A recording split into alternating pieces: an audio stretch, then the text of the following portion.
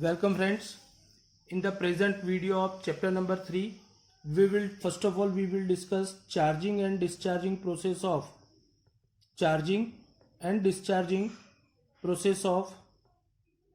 electrochemical cell. Charging and discharging process of electrochemical cell. हम सबको पता है कि जो सेल के अंदर होने वाले केमिकल रिएक्शन को आप रिवर्स करके आप उसका रीचार्जिंग कर सकते हो, ऐसे टाइप के सेल को बोला जाता है सेकेंडरी टाइप ऑफ सेल।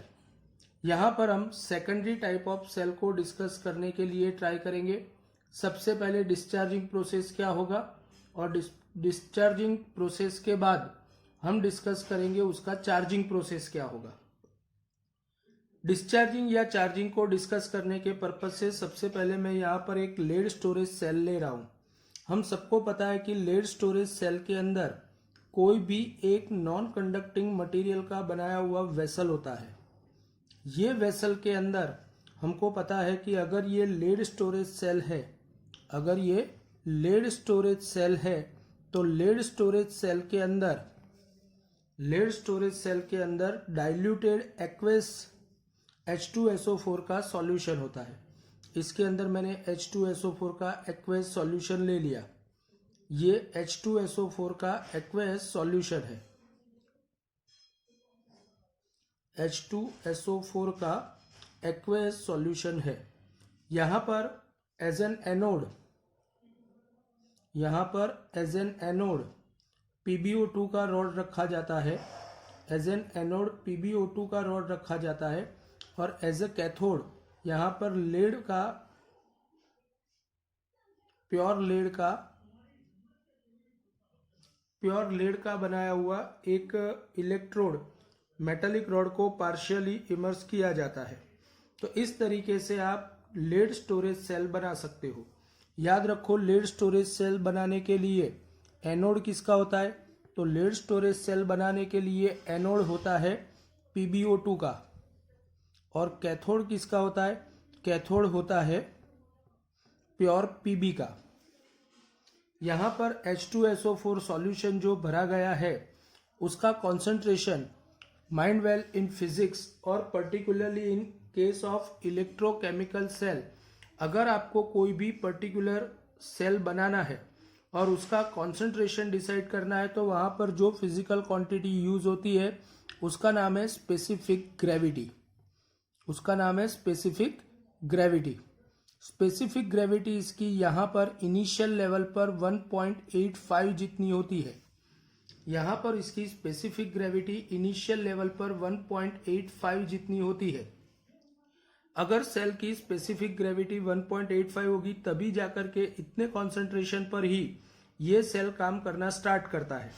लेकिन हमको पता है कि जब मैं इसको एक्सटर्नल सर्किट के साथ कनेक्ट करता हूँ और जब मैं इसको एक्सटर्नल सर्किट के साथ किसी रेजिस्टर के साथ अगर कनेक्ट कर देता हूँ तो ऑब्वियस है कि ये एक्सटर्नल रेजिस्टर R की वजह से यहाँ पर एक्सटर्नल सर्किट बैटरी में से एक्सटर्नल सर्किट में ये पॉजिटिव टर्मिनल है और ये नेगेटिव टर्मिनल है। अगर ये पॉजिटिव टर्मिनल और ये नेगेटिव टर्मिनल है तो यहाँ पर पॉजिटिव से नेगेटिव कन्वेंशनल करंट I जितना फ्लो होता है। यहाँ पर कन्वेंशनल करंट फ्लो करवाने के वक्त यहाँ पर जो केमिकल रिएक्शंस होते हैं वो केमिकल रिएक्शंस हमको नहीं पढ़ने।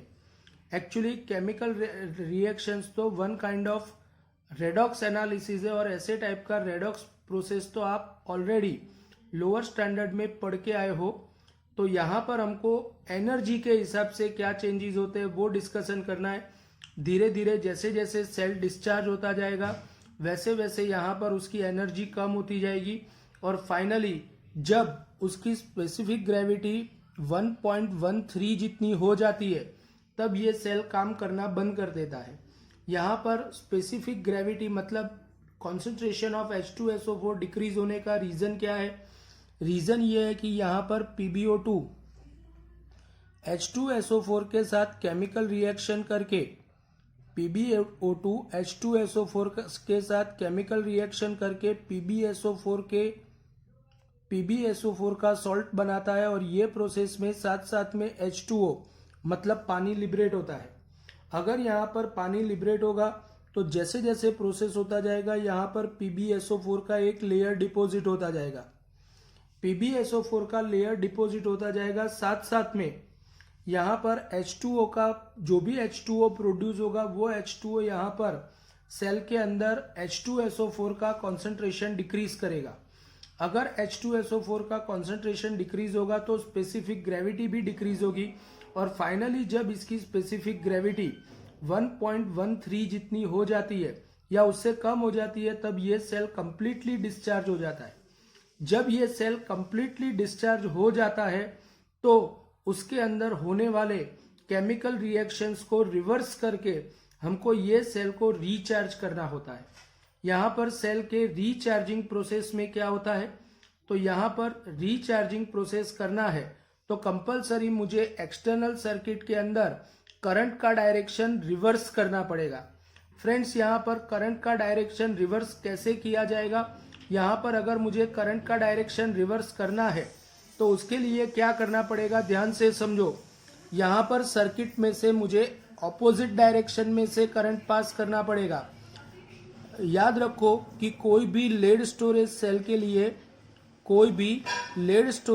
के लिए उसका EMF जब वो एकदम नया होता है तब उसका EMF 2.1 वोल्ट होता है। इन शॉर्ट वो 2.1 वोल्ट दे सकता है। आप ये सेल के साइज को बड़ा करके ये सेल में दरवाजा जरा बंद कर दे, जो का तो टीवी बंद करी दो। ये सेल के साइज को बड़ा करके आप इलेक्ट्रोड्स को बड़े बड़े इमर्स करके यहाँ पर आप ये सेल से ज्यादा EMF अचीव नहीं कर सकते। क्योंकि EMF of any electrochemical cell does not dependent on size of the cell. तो ऐसे केस में आपको यहाँ पर मल्टीपल इलेक्ट्रोड्स इमर्स करने पड़ेंगे और उनका सीरीज कनेक्शन करके आप ज्यादा EMF ऑब्टेन कर सकते हो।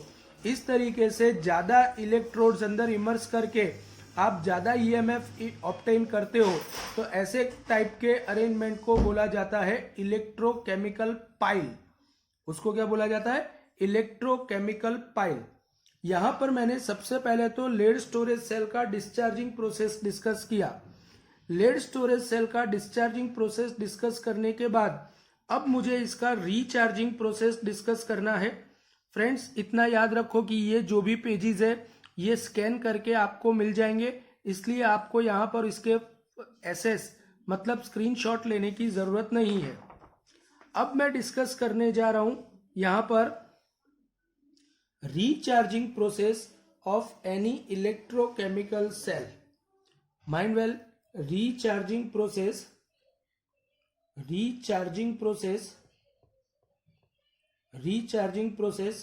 of electrochemical cell। अभी भी मैं बोल रहा हूं यहाँ पर हमारे लिए इसका recharging process of electrochemical cell। Mind well, यहाँ पर हमको केमिस्ट्री के पॉइंट ऑफ व्यू डिस्कशन नहीं करना है। हमको यहाँ पर जो भी डिस्कशन करना है वो सारा का सारा एनर्जी के बेस पर करना है कि यहाँ पर एनर्जी के हिसाब से क्या क्या चेंजेस होते होंगे। अगर यहाँ पर एनर्जी के हिसाब से चेंजेस को डिस्कस करना है तो फ्रेंड्स मैं यहाँ पर एक इलेक्ट्रोकेमिकल सेल ले लेता हूं जो कंप्लीटली डिस्चार्ज हो चुका है। एक इलेक्ट्रोकेमिकल सेल लेता हूं जो कंप्लीटली डिस्चार्ज हो चुका है। यहाँ पर कंप्लीटली डिस्चार्ज ऐसे इलेक्ट्रोकेमिकल सेल के दो टर्मिनल्स है, पॉजिटिव और नेगेटिव। इसके दो टर्मिनल्स है, पॉजिटिव और नेगेटिव। ये इसका पॉजिटिव टर्मिनल है जिसके ऊपर ऑलरेडी PbSO4 का लेयर बन चुका है। PbO2 का रॉड है जिसके ऊपर ऑलरेडी H2SO4 का लेयर बन चुका है। यहाँ पर दूसरा एक रॉड है जो Pb का रॉड है, इसके ऊपर भी ऑलरेडी PbSO4 का लेयर बन चुका है।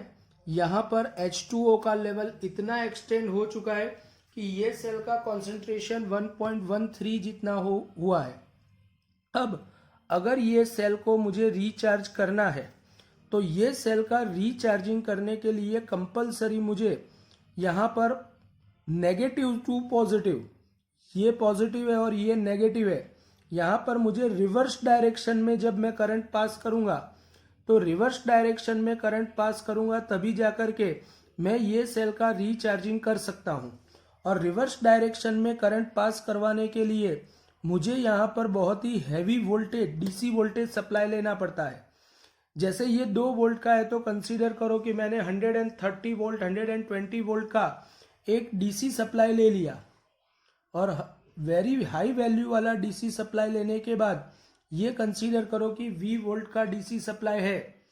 ये V वोल्ट के डीसी सप्लाई के पॉजिटिव और नेगेटिव टर्मिनल को, पॉजिटिव टर्मिनल को PbO2 के साथ कनेक्ट करता हूं, मतलब पॉजिटिव को पॉजिटिव के साथ और नेगेटिव को नेगेटिव के साथ कनेक्ट करके जब मैं यहाँ पर चार्जिंग के लिए इसको चालू करूंगा, ये V वोल्ट के सप्लाई को ऑन करूंगा, तो यहाँ पर रिवर्स डायरेक्शन में करंट फ्लो होगा। क्योंकि मैंने आपको क्लियरली पढ़ाया हुआ है कि जब भी कोई सर्किट में से करंट पास होता है, जब भी कोई सर्किट में से करंट पास होता है, तो वो अगर सर्किट में मल्टीपल बैटरीज कनेक्टेड है, अगर सर्किट में मल्टीपल बैटरीज कनेक्टेड है, तो ऐसे केस में ऑलवेज सबसे ज्यादा वोल्टेज वाली बैटरी के हिसाब से करंट पास होता है। और अगर सबसे ज्यादा वोल्टेज वाली बैटरी के हिसाब से करंट पास होगा तो इसका वोल्टेज तो ऑलमोस्ट 0 होने आया है।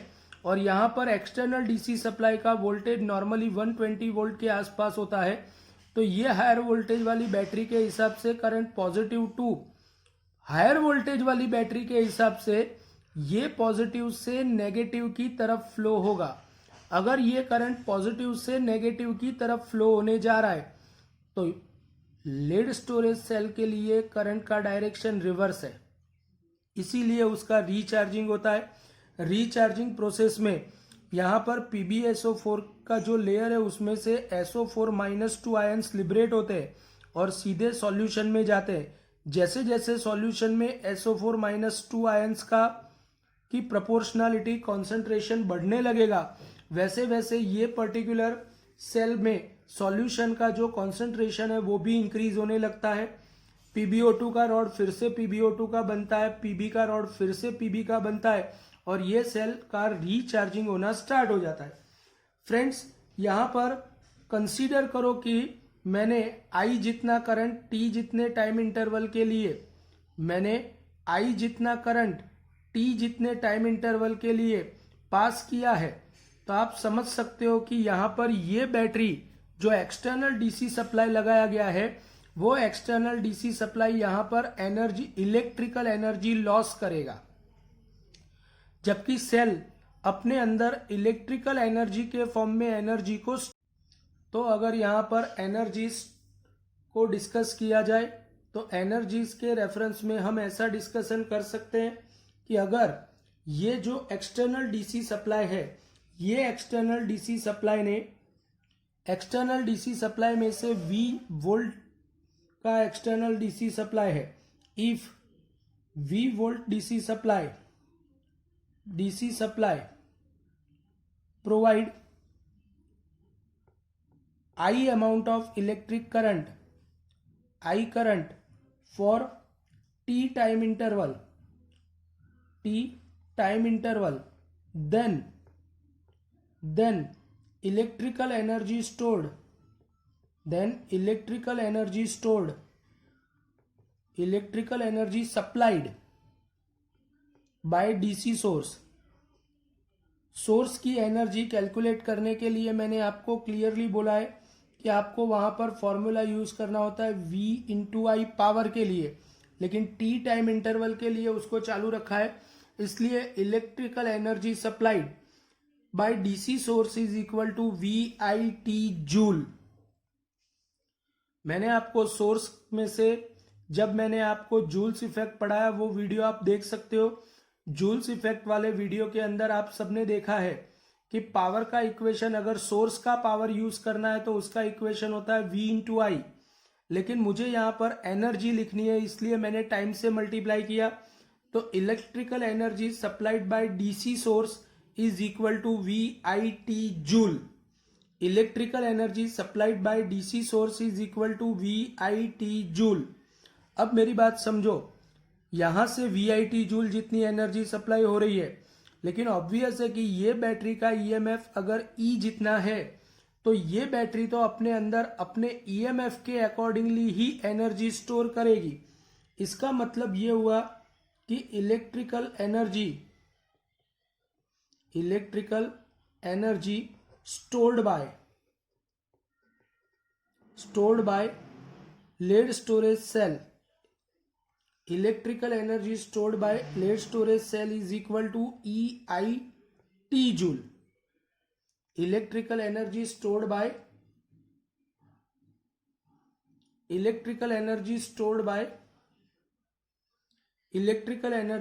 Bye cell is equal to EIT joule. अब बेटा मेरी बात ध्यान से समझो, सेल का इंटरनल रेजिस्टेंस भी होता है, और अगर सेल का इंटरनल रेजिस्टेंस R जितना है तो ऐसे केस में अगर इसका इंटरनल रेजिस्टेंस R जितना है तो हमको तो पता है कि जब भी इंटरनल रेजिस्टेंस या रेजिस्टेंस के अगेंस्ट एनर्जी का लॉस होता है तो वो ऑलवेज हीट के फॉर्म में होता है। इसीलिए इसका मतलब ये हुआ कि हीट पावर या heat energy loss that is equal to I²RT joule. Heat power का इक्वेशन I²R था, उसके ऊपर से I²RT जूल। आप देख सकते हो कि यहां से VIT जूल जितनी इलेक्ट्रिकल एनर्जी खर्च हो रही है, जिसमें से ये सेल EIT जूल जितनी एनर्जी को स्टोर कर रहा है, और बाकी की एनर्जी I²RT जूल इक्वेशन के हिसाब से अगर हीट के फॉर्म में लॉस हो रही है तो इसका मतलब ये हुआ कि supplied energy is equal to VIT, stored energy equal to EIT and loss I²RT in form of heat. अगर मैं सब में से IT कैंसिल करता हूं तो V equal to E plus IR। Friends, ये इक्वेशन को terminal voltage in case of recharging process बोला जाता है। मेरी बात समझो, जब डिस्चार्जिंग हो रहा होता है तब टर्मिनल वोल्टेज का equation V equal to E minus IR है, और जब कोई सेल का रीचार्जिंग हो रहा होता है तब उसके टर्मिनल वोल्टेज का equation V equal to E plus IR होता है। This is very important fundamental, you have to keep in your mind कि भाई कोई भी सेल का रीचार्जिंग हो रहा है तो उसके टर्मिनल वोल्टेज का equation V equal to E plus IR लेना जरूरी है। तो यहां पर अगर मैं I को सब्जेक्ट ऑफ इक्वेशन बनाता हूं तो I equal to V minus E upon small r, and this equation is said to be equation of charging current. आप सबको पता है कि जब भी आप अपना चार्जर परचेस करने जाते हो तो चार्जर परचेस करते वक्त वहां पर आप क्लियरली ऐसा बोलते हो कि 2 एम्पियर वाला, 3 एम्पियर वाला, ऐसा स्पेसिफिक चार्जर मुझे चाहिए। ऐसा स्पेसिफिक चार्जर का मतलब ये होता है, कि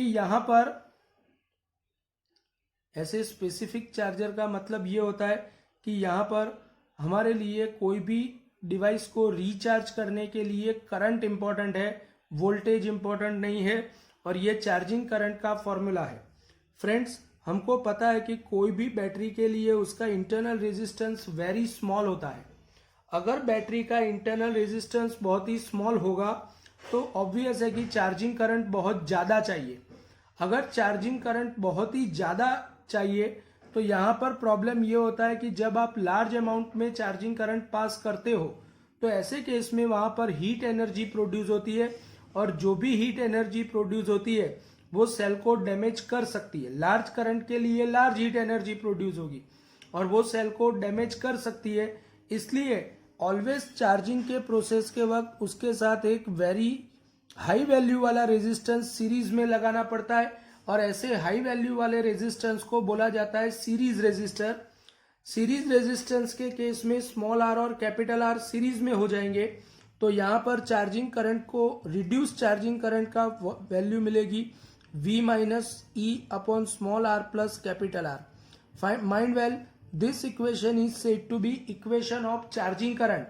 This equation is said to be equation of charging current in case of series resistor.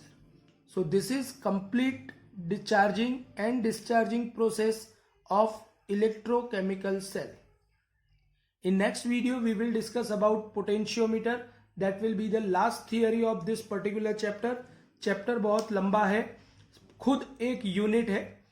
Unit 1 chapter number 1 और चैप्टर नंबर 2 का था. सेकंड यूनिट यहाँ पर आप देख सकते हो कि चैप्टर नंबर 3 का है. We will discuss some numericals also in this particular present chapter. Thank you very much.